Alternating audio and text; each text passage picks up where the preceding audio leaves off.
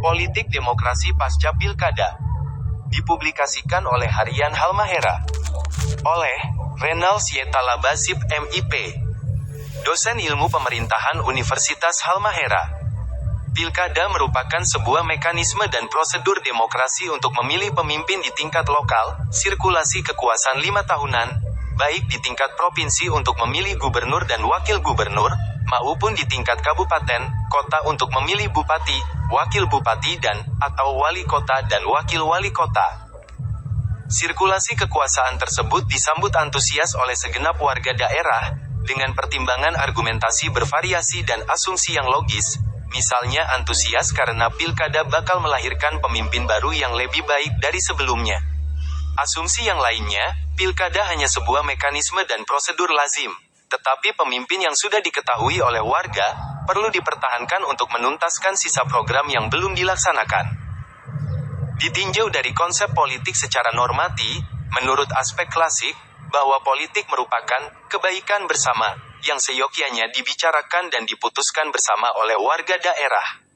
Secara tersirat, pilkada dapat diterjemahkan sebagai forum untuk membicarakan dan memutuskan kepentingan bersama, kepentingan memilih pemimpin yang nantinya akan mengusahakan kebaikan bersama atau keinginan rakyat. Dalam realitasnya, secara struktural, menurut pendekatan sistem politik demokrasi, dalam penyelenggaraan pilkada dimungkinkan adanya perbedaan pendapat, persaingan, dan pertentangan, konflik, di antara individu dan individu, individu dengan kelompok, kelompok dengan kelompok dan bahkan di antara lembaga-lembaga pemerintah. Penyebabnya karena masalah perbedaan kepentingan, yang satu hendak memiliki dan yang lainnya hendak mempertahankan yang sudah dimiliki. Namun, mekanisme dan prosedur demokrasi juga memungkinkan perlu adanya keseimbangan mengatur konflik hingga tercapainya penyelesaian dalam bentuk kesepakatan, konses. Demikian mekanisme dan prosedur demokrasi yang mestinya menjadi pertimbangan dalam setiap perhelatan pesta demokrasi 5 tahunan. Ditinjau dari aspek politik, menurut ukuran pendidikan politik, Kabupaten Halmahera Utara baru 4 kali menyelenggarakan pilkada, itu artinya bahwa warga masyarakatnya dianggap masih muda usianya untuk mendapat pengalaman, mengerti dan mengetahui konsep politik yang seharusnya dan yang senyatanya, normatif dan empirik, serta mengerti dan mengetahui mekanisme dan prosedur pilkada yang demokratis. Dalam pemilihan kepala daerah tahun 2020, terdapat 2 kandidat yang bertarung yakni petahana dan pendatang baru. Masing-masing calon mengusung slogan, jargonnya sendiri, petahana sendiri mengusung jargon politik, lanjutkan dan tuntaskan, sementara pendatang baru mengusung jargon politik, gerakan perubahan. Tensi politik antar kedua kubu sangat panas, di mana dapat disaksikan bahwa proses pilkada di Kabupaten Halmahera Utara, tidak hanya sampai pada tahapan pemungutan suara, penghitungan suara dan penetapan calon terpilih. Proses ini kemudian berlanjut hingga ke Mahkamah Konstitusi, MK, yang kemudian dilanjutkan dengan pemilihan suara ulang, PSU, dan pemungutan suara susulan, PSS, yang perolehan suaranya dimenangkan oleh kandidat petahana. Demikian hiruk-pikuk politik demokrasi yang dapat digambarkan pada Pilkada serentak tahun 2020 di Kabupaten Halmahera Utara. Dalam menganalisa kasus pilkada di Kabupaten Halmahera Utara tahun 2020, digunakan pendekatan konflik dan konsensus. Menurut Ramlan Surbakti, dalam ilmu-ilmu sosial, dikenal 2 pendekatan yang saling bertentangan untuk memandang masyarakat, yakni pendekatan struktural fungsional, konsensus, dan pendekatan struktural konflik. Pendekatan konsensus berasumsi masyarakat mencakup bagian-bagian yang berbeda fungsi tetapi saling berhubungan satu sama lain secara fungsional, bahwa masyarakat terintegrasi atas dasar suatu nilai yang disepakati bersama sehingga masyarakat selalu dalam keadaan keseimbangan dan harmonis. Sedangkan pendekatan konflik berasumsi, masyarakat mencakup berbagai bagian yang memiliki kepentingan yang saling bertentangan.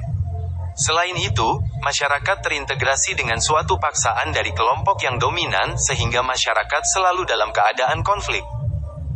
Dengan demikian, konflik politik dalam pilkada dapat dirumuskan secara longgar sebagai perbedaan pendapat, persaingan dan pertentangan di antara sejumlah individu, kelompok ataupun organisasi dalam upaya mendapatkan atau mempertahankan sumber-sumber dari keputusan yang dibuat dan dilaksanakan pemerintah.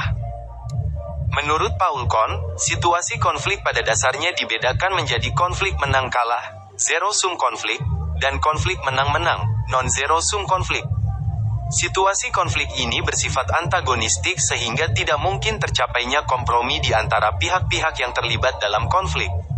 Tidak mungkin ada kerjasama, karena yang dipertaruhkan adalah harga diri, masalah hidup, jabatan penting dalam pemerintahan, proyek, kekayaan dan hasil kompetisi akan dinikmati oleh pemenang saja, pihak pemenang akan semuanya. Sedangkan konflik menang-menang ialah suatu situasi konflik dalam mana pihak-pihak yang terlibat dalam konflik masih mungkin untuk mengadakan kompromi dan bekerja sama sehingga semua pihak akan mendapatkan bagian dari konflik tersebut, di mana hasil kompetisi akan dinikmati kedua pihak, tetapi tidak secara maksimal.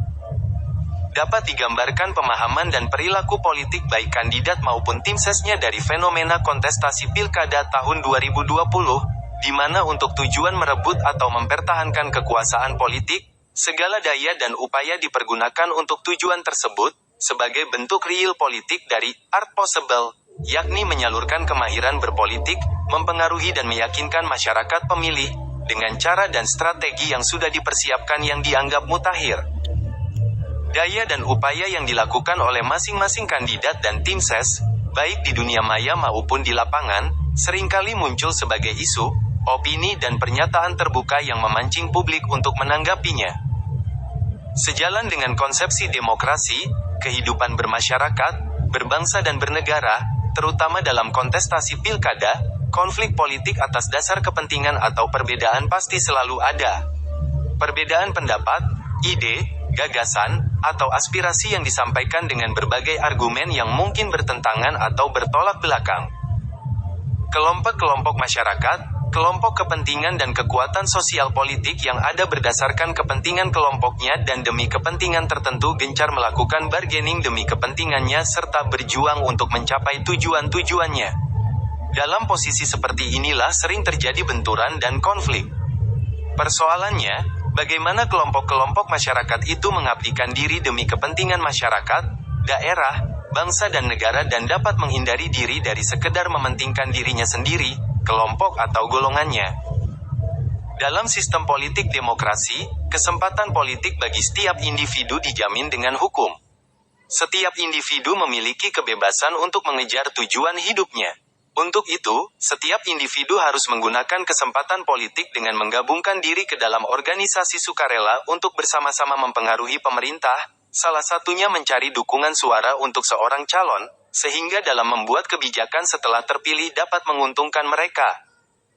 Selain itu, demokrasi menekankan persamaan kesempatan ekonomi dari pemerataan hasil oleh pemerintah. Hal ini berarti setiap orang bebas mencari dan mendayagunakan kekayaan sepanjang dalam batas-batas yang disepakati bersama, seperti persaingan bebas yang wajar, memperhatikan undang-undang anti monopoli, dan peka pada lingkungan hidup, agar tidak terjadi ketegangan antara tujuan-tujuan material dan tujuan-tujuan moral. Konflik terjadi antar kelompok yang memperebutkan hal yang sama, tetapi konflik akan selalu menuju ke arah kesepakatan, konsensus. Dengan demikian, politik demokrasi pasca pilkada, ialah bersatu dalam perbedaan. Karena kita terikat dan senantiasa mempertahankan subkultur, suku, daerah, ras, agama dan adat istiadat yang merupakan nilai-nilai kearifan lokal, yang lebih tinggi nilainya dibandingkan kepentingan individu atau kelompok. Pada sisi yang lain, kita terikat pada lembaga demokrasi, saling percaya dan kesediaan berkompromi dan bekerja sama. Konflik pilkada ialah gejala serba hadir, artinya dapat menimbulkan benturan dan pertentangan, tetapi keterikatan dan kepercayaan pada sistem politik demokrasi serta pada subkultur dan tujuan bersama, konflik pasca pilkada harus melahirkan konsensus. Asteris.